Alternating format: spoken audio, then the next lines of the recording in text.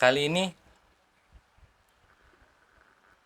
saya akan menjelaskan proses pemasaran dan perilaku konsumen.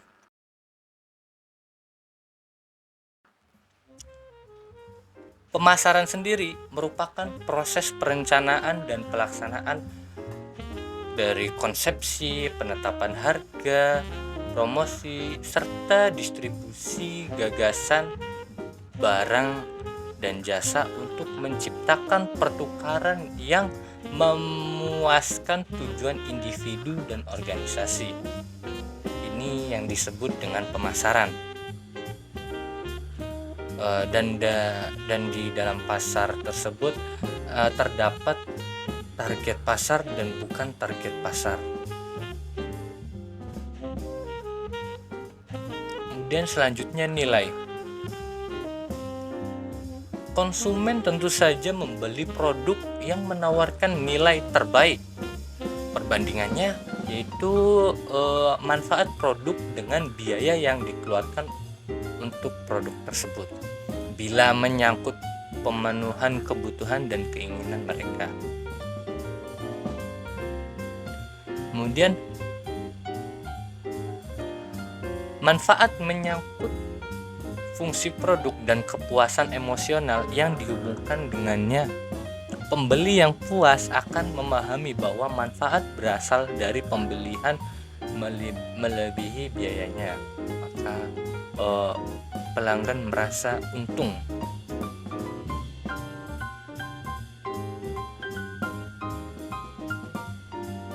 Kemudian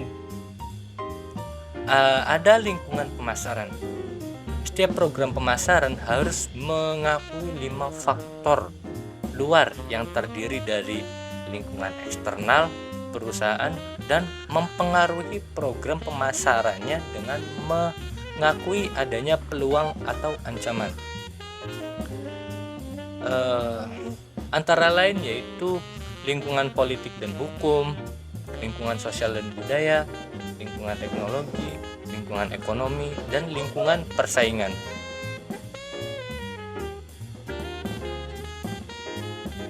Rencana pemasaran. Rencana pemasaran merupakan strategi terinci untuk memfokuskan upaya memenuhi kebutuhan dan keinginan pelanggan. Dan manajer pemasaran bergantung pada 4 komponen dasar dalam pemasaran atau bauran pemasaran. Yang pertama, produk, penetapan harga, distribusi, dan promosi.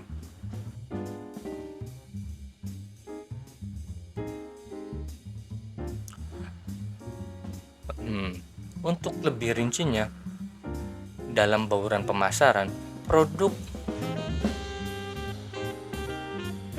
sendiri merupakan barang atau jasa atau gagasan yang dirancang untuk memenuhi kebutuhan atau keinginan konsumen. Dalam produk sendiri terdapat diferensiasi produk.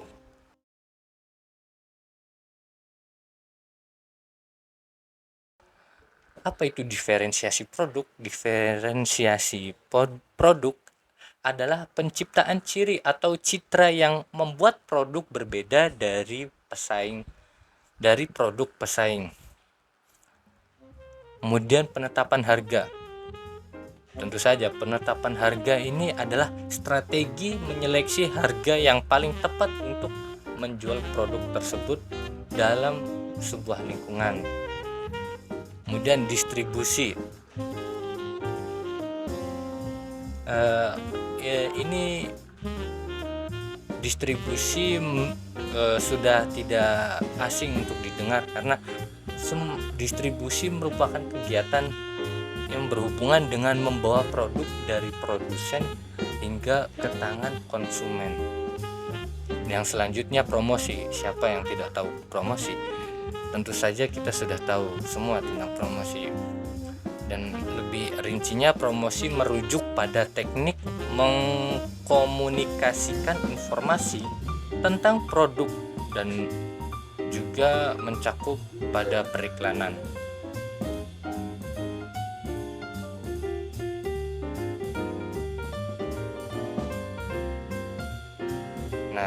Untuk selanjutnya ada segmentasi pasar. Suatu produk tidak akan ditujukan kepada semua kalangan, sehingga pemasar menentukan target pasar atau kelompok khusus yang terdiri dari orang-orang atau organisasi yang menjadi fokus pemasaran tersebut. Kemudian proses penentuan target market membutuhkan segmentasi pasar. Proses membagi pasar ke dalam kategori jenis pelanggan atau segmen yang memiliki keinginan dan kebutuhan yang sama yang dapat diharapkan menunjukkan niat terhadap produk yang sama.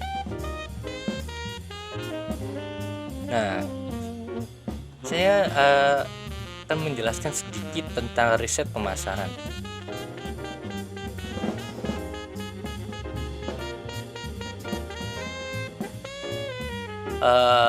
Riset pemasaran sendiri merupakan studi mengenai kebutuhan dan keinginan konsumen serta cara terbaik untuk memenuhi kebutuhan tersebut.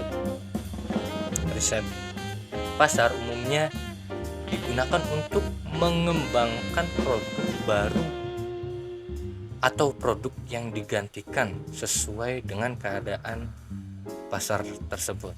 Kemudian keberhasilannya seringkali bergantung pada 4 metode dasar riset pasar yang meliputi observasi, survei, kelompok fokus, dan percobaan.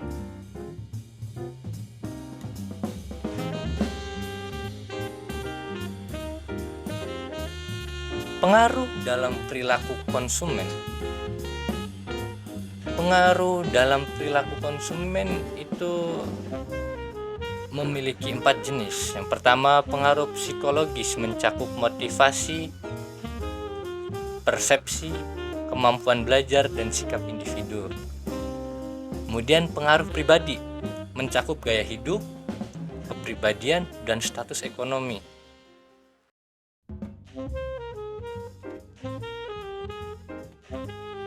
Selanjutnya, pengaruh sosial mencakup keluarga, pendapat pemimpin, dan kelompok referensi lainnya.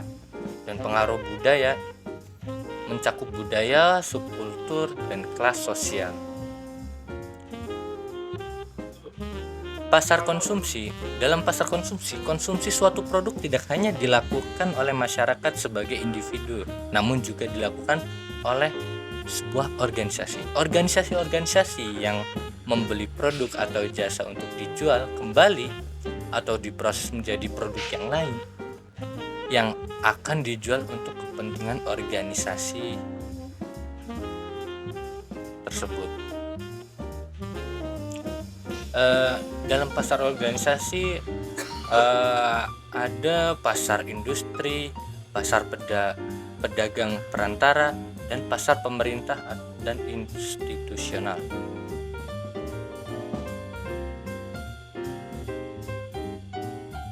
Pasar industri terdiri dari perusahaan bisnis yang membeli barang untuk diubah menjadi produk atau barang lain untuk digunakan selama produksi. Kemudian pasar pedagang perantara, perantara yang membeli barang jadi dan menjualnya kembali. Tentu contohnya banyaklah, terutama pada pasar-pasar tradisional. Kemudian selanjutnya pasar pemerintah dan institusional. Pemerintah lokal, negara bagian, dan pusat membeli produk yang tahan lama dan tidak tahan lama. Pasar institusional sendiri terdiri dari pembeli non-pemerintah seperti rumah sakit, gereja, museum, dan badan amal yang lainnya.